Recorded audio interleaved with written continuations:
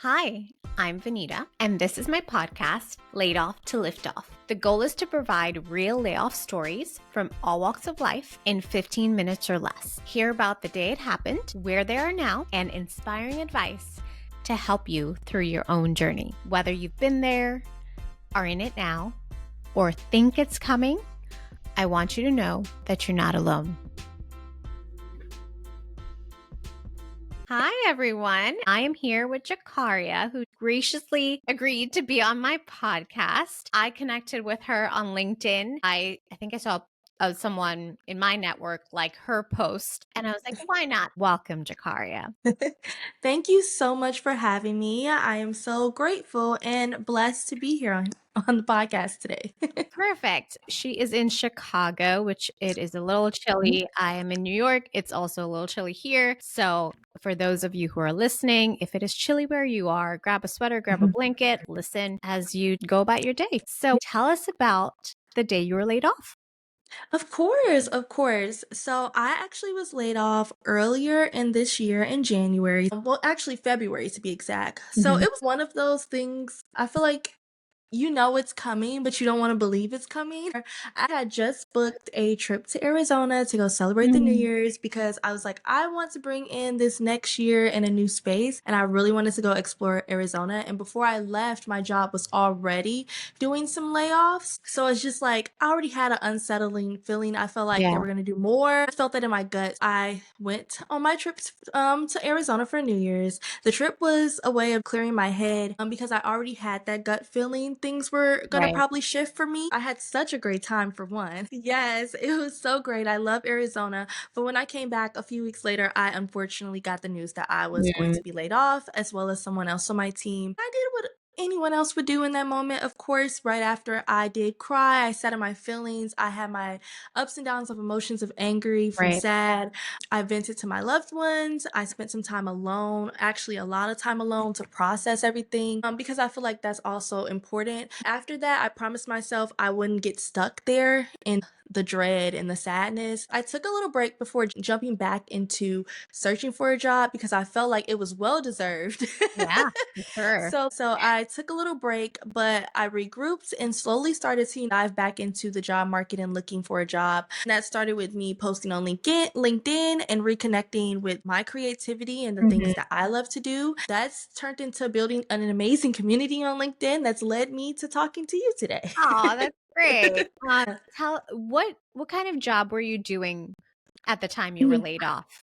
I was the social media manager for the nonprofit. I've been in the nonprofit world for a long time. Great. When you got the news that you were being laid off, was it your manager giving you the news in person, on the phone? What was that like? So my role was completely remote. I got a meeting and it was with, of course, HR and my manager. Mhm. And honestly, I feel like the way the company that I worked for handled it, they did it so respectfully that I couldn't even really be Ah, upset. It's not something I didn't see coming. They said there's probably going to be layoffs within our team on the communications end. We haven't made any final decisions, but once we do, we'll set up that meeting with you. And so, yeah, as soon as I got the meeting, I knew because it was like, okay, yeah, yeah. for sure. Was um that your first layoff experience? it was my first layoff experience, but they did a farewell for me. We did a little Kahoot for me. So it was nice. I got some beautiful farewell messages. I felt like I learned so much in that role Yeah, that I don't have anything bad to say. Unfortunately, with the climate that we are living in today, yeah. it's really hard for a lot of these nonprofits to get the donations that they need for certain causes. Yeah, and that's just, I don't want to get political, but that's just that. Gotcha. How long were you at that company?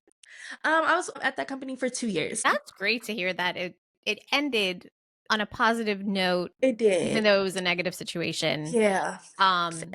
you don't usually hear that kind of Mhm. story or even have those kinds of like perspective Mhm. getting that Mhm. news. So what are you doing now? I know you post a lot on LinkedIn, hence how we got Yes. connected. So talk a little bit about that journey. Have you just started doing that? Have you been Mhm. always doing that? Mhm. What And what gravitates you to posting a lot on Yeah. LinkedIn? Due to my layoff not being so, I guess, ending in such like a negative note, I still had a little bit of fire left in me after the fact. So, okay, we had our time to cry, we had our time to be angry. Now let's get up and get to it. I have never been one to really utilize LinkedIn. I've always been an Instagram girly. Even though Okay. I'm a social media manager and I'm supposed to be tapped into all things social, it's that rarely companies use LinkedIn. And so it was at the bottom of the barrel. But I was using LinkedIn a lot in my last role, and I was on there posting as a social media manager would. And I was just like, oh my goodness, it's a lot of funny people on here. It's like, I was like, is LinkedIn popping? Like, is LinkedIn where it's at now? Like, let me find out. LinkedIn is the spot. And it just gave a different energy, a different vibe Yeah. versus the other social media platforms. Because I'm not gonna lie, being a social media manager can be exhausting, like being tapped into social media 24/7.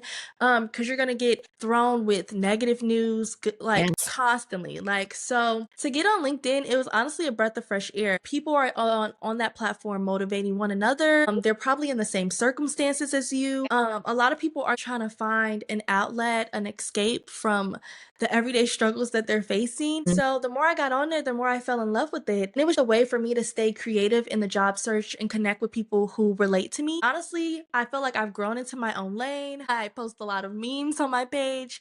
I've been pouring a lot into my LinkedIn content. I've started doing videos and sharing my journey and being who I am, uplifting others, and just building community in an authentic way. I'm so thankful for the community I've built. They uplift me every day. They're like, girl, I'll get a DM like, girl, how did the interview go? And I'm like, Oh, that's great. it's going well. I've had some amazing coffee chats, so I've made some great connections. Now I'm like, wow, like this could be something It could turn I into would. something. You never know. Yes, it could really turn into something great. So on top of that, I've also do freelance. And that's been my main focus while I search for a full-time role, because I'm still Mhm. searching for full-time roles in social media management, creative strategy, or brand marketing. But in the meantime, I'm going to continue to grow my freelance brand and connect with people. So I do things like social media revamps, portfolio updates, LinkedIn glow ups, social media audits, all the good stuff that a social media manager would do. I offer for freelance.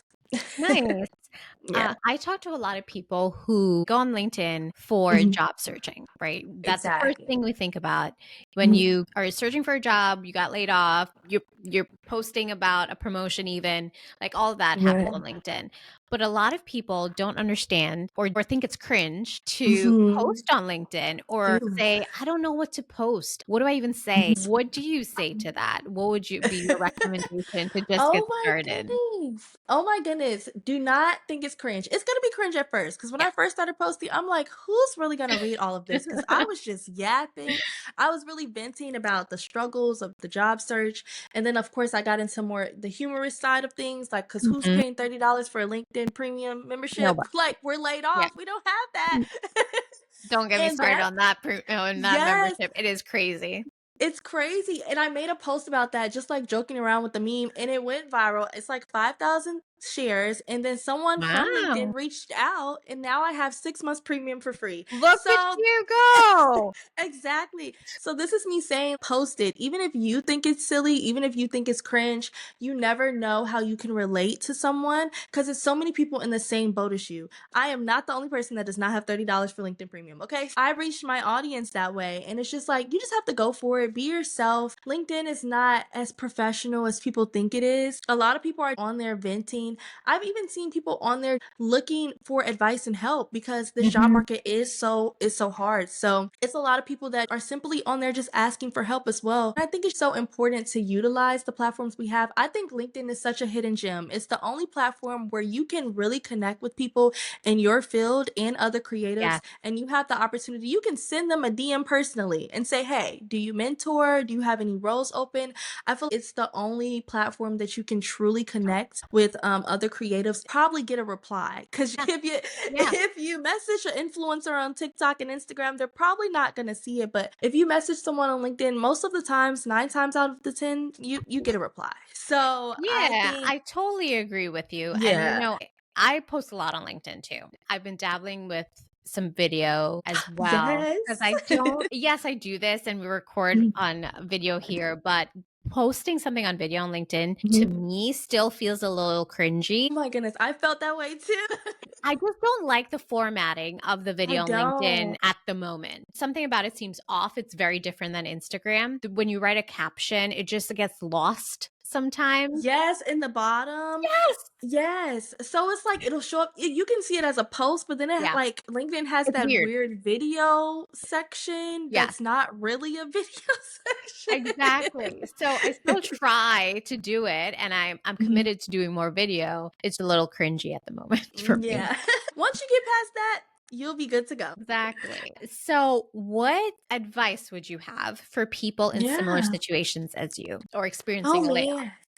I think this layoff has really made me dive into leaning on my faith. So my biggest advice would be to keep faith because Mhm. that's been my anchor through all of this. I'm not gonna lie. Faith in myself, faith that my time will come, faith that what's meant for me will not miss me. Also faith in the community that I've built because on the days that I'm low and I probably don't feel like doing another application or on the Mhm. days I feel like how am I going to make ends meet, my community pours right back into me. So faith without work is also dead though. Even on the days I don't feel like doing anything, I do try my best to maybe let's apply to one job today. Yeah, Even though it might feel like in my head I'm like, "Ugh, that's not enough," but it can be enough. it If that's is. all you have, it's enough. And I focus on pouring into myself or others, whether that's giving someone a shout out on LinkedIn. I do that Mhm. a lot to help them feel seen. Or if that means me laying in my bed, binge watching my favorite show and taking a break, that's also me. You have to do those things guilt free because at the end of the day, the journey has taught me that rejection isn't the end, it's just like a redirection. So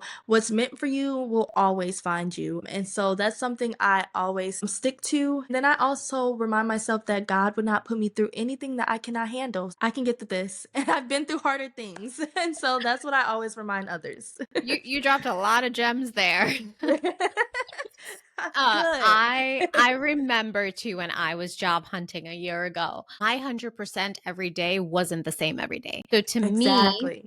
just like you were doing, I was like, well, I'm going to apply to one job that Mhm. really interests me. I'm not going to apply Apply to a to million everything.